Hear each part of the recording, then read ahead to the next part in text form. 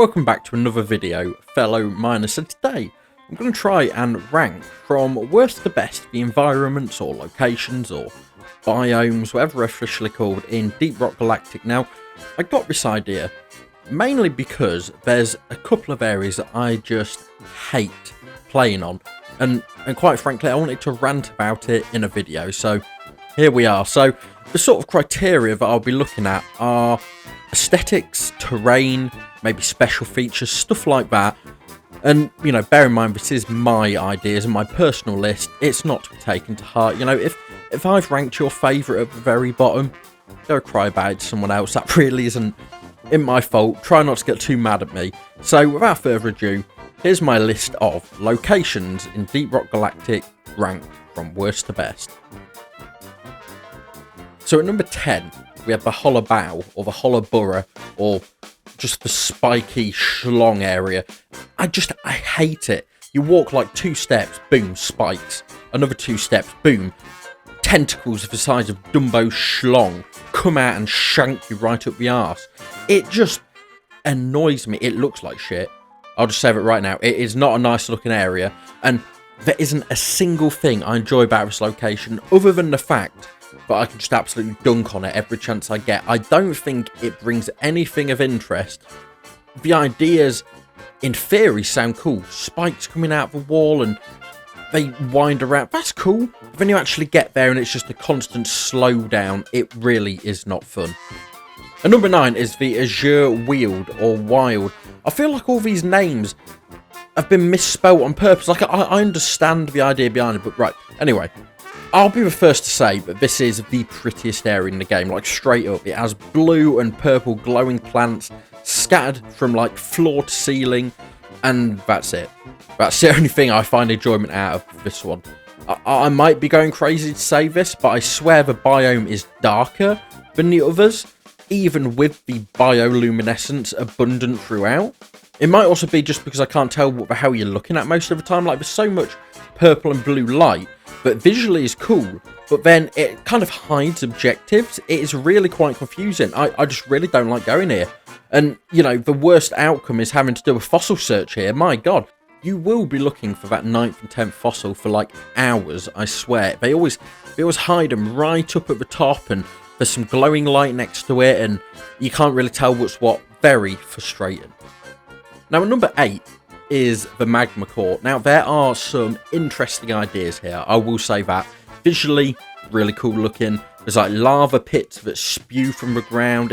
It's interesting, and the floor turning into like this hot rock area. If explosions or damage sort of comes to it, it gives a cool kind of level that separates it from, you know, the previous 2. But after a while, that exploding floor, which will be triggered by everything in this area, so the little bugs that crawl on the wall, they explode. Plants explode. Your mother's ass after Taco Bell explodes. Everything here is just a constant explosion fest. You start it, and there's a few little holes in the floor. You think, oh, it's cool kind of dodging, give something to do. By the end, by the time you're trying to extract, you will be taking damage like constantly. It gets ridiculous. The lava kind of spews out, and it's cool. I've never really been hurt by it. You know, I don't go anywhere near it. But visually, it's impressive. It's just, you start looking at it, and the next thing you know, there's 18 plant bombs that have gone off, followed by, you know, exploding magma rocks, and I don't know. It's like you're trying to play hopscotch with a piranha half the time. You know, you're running around, jumping here, jumping there.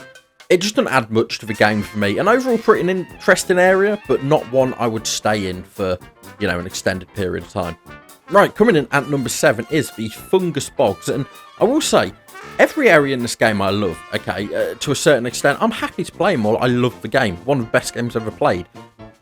But it was kind of from the 7th point on the list, so from here onwards, I really do actually, you know, I don't mind any of them. The previous 3 I will try and avoid if I can, even though I enjoy them. So from here on, I do really love all these. But anyway, Fungus Bog. So I kind of love this place if I have a flamethrower.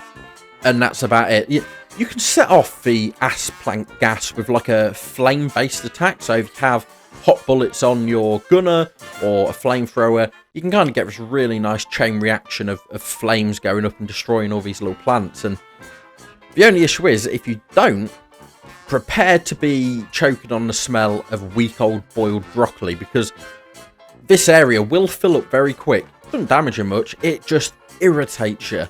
There's hanging vines as well in tighter areas that also have a tendency to just get in the way during chaotic battles. You can destroy them, but no one ever takes the time to do so. And the only time I really start to hate this area, as in despise it, is when you get these small continents worth of just Shrek's jizz covering every inch of the ground. Honestly, sometimes you step off the dropship and boom, you're walking slower than a paralysed snail for the next half an hour. Number 6, it's the dense biozone. Has some fairly interesting sort of ideas again, but also has some fairly annoying plant-based hazards. So you've got these like spike shooting plants that shoot in a kind of circular pattern. There's these sort of floor-based plants that spike upwards and try and tickle your anus while you're not paying attention, and it can be a huge pain if you start getting swarmed by goddamn tiny little electric balls, especially if you don't have thorns on. Saying that, unless you're purposely trying to lose a run, then I assume you use thorns, because the amount of times it saved me is ridiculous. I certainly don't hate the area, you know, I find it interesting, but I do find it quite annoying and at times just tedious, having all the little hazards. But the only thing that really grinds my gears with it, you know, because it can be irritating, but, you know, with thorns, you can knock the little enemies out, no problem. Really annoys me is just the way it generates. There's like these weird open areas that I never seem to be able to navigate properly. Might just be me though. And number 5 is the Radioactive Exclusion Zone. I actually very much like this area. Like, don't get me wrong, the radioactive crystals and radioactive enemy types can be a slight annoyance, but overall the damage of these is so minimal.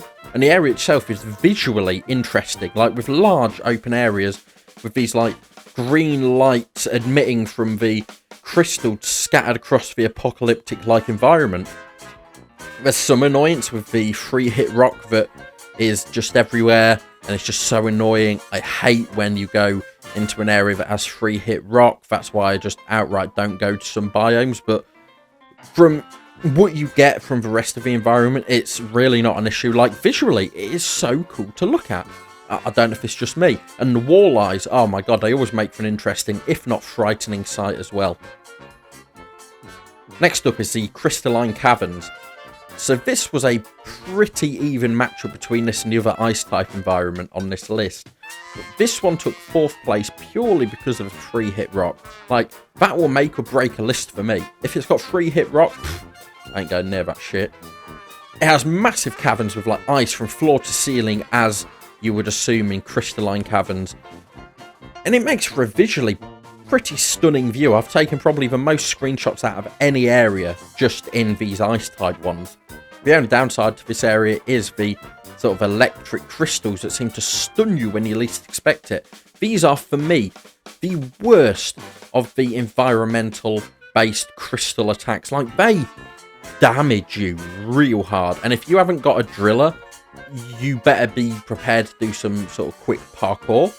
But, you know, I suppose as long as you have an IQ of, you know, over roughly 3, which I struggle with, it shouldn't be too much of an issue.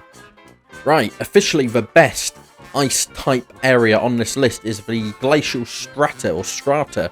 So this beats out the other one of the, you know, best icy area, just because it has some cooler features. So there's these, like, massive spike rocks that fall from the sky when they get shot, that can cause huge damage to enemies and, you know, also your friends if you want to be quite annoying.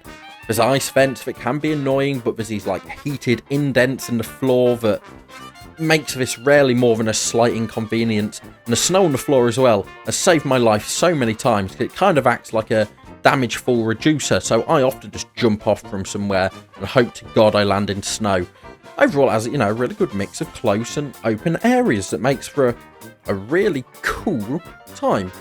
Did you see that pun I just did there? It's a cool time. Right, and number 2. This is what was all waiting for, boys and girls.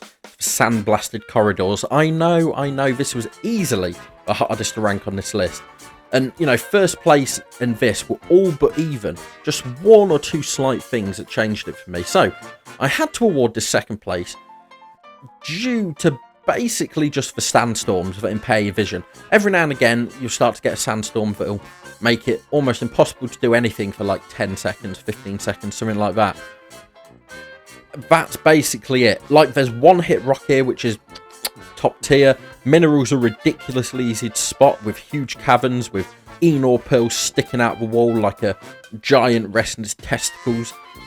I certainly never get tired of coming here, and like I say, the only bad thing I can say is the storms can be annoying, and visually it's not the most interesting, but you know, in terms of just gameplay, I really do like it.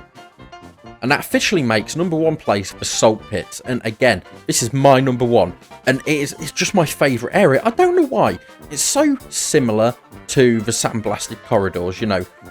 Very easy rock and stuff like that. You can see Enor pearls from miles off. It's nice and open. It has a really cool look to it. Like, it's red for most of it. But then there's these big white rock type crystals that stick up. And it's a very fun area. I just think visually it's such a step up from, you know, the Sandblasted Corridors.